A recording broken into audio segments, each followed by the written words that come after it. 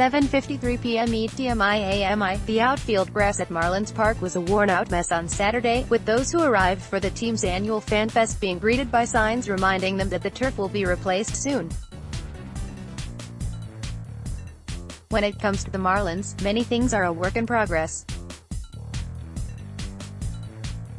Wearing new uniforms with a rebranded team logo, in a stadium that has gotten spruced up since last season ended, some of the 2019 Miami Marlins gathered for the first time to greet fans and start hyping the new season. Pitchers and catchers report to the team's spring training home in Jupiter on Wednesday. The Braves' system is still loaded, the Nats are deeper than you might think, the Mets and Phillies have dealt a lot of talent, and the Marlins are the Marlins. Of the 25 greatest players in franchise history, Miami has now traded, wait for it, 23. The Marlins fell short of their big demands for their star catcher, but the return could pay off if their new No.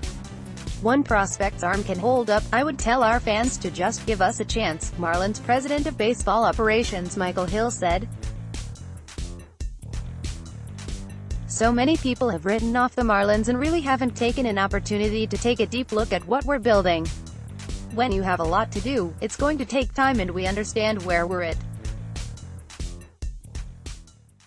But we've been able to add a tremendous amount of talent over the last 18 months. By Hill's count, the Marlins have added 38 prospects and upper-level players since this new regime led by Derek Jeter took over after the 2017 season.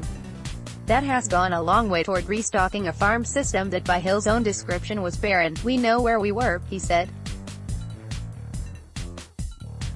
We know where we're going. The Marlins won 63 games last season, their 9th straight year under the .500 mark and the 15th consecutive time the team missed the postseason, the second longest drought in baseball, topped only by Seattle's run of 17 straight seasons without a playoff game.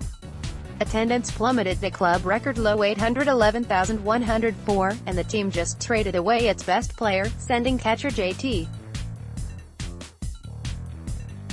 Realmuto to Philadelphia. Only one team gets to win the championship every year, said right-handed pitcher Dan Straley, who started 56 games for the Marlins over the last 2 seasons. I think every year, with every team in baseball, there's a little bit of excitement for everybody to get going. There's always that hope that this could be the year. The Marlins aren't saying if 2019 is their year, or 2020, or 2021, for that matter. They just believe their year is coming. For Realmuto, the Marlins got catcher Jorge Alfaro and pitching prospect Sixto Sanchez and Will Stewart from the Phillies. Alfaro has above-average power, and the Marlins believe even a better arm than Realmuto, who they considered elite in that capacity. Sanchez has the arms to consistently reach the upper 90s on his fastball, while Stewart doesn't throw as hard but has off-speed offerings that get him out of trouble. It feels like that why the Marlins truly believe this rebuild, one of many by the franchise in the last 15 years, is the right one. They're doing what they said, building the organization from the bottom up, Marlins manager Don Mattingly said. You keep acquiring talent. You keep marching down that road that gets you to the point where you are competing for a chance to win a world championship every year. That's the plan. That's the goal. I think anything less than that, you don't accept it. There was a reason why the grass looked bad Saturday.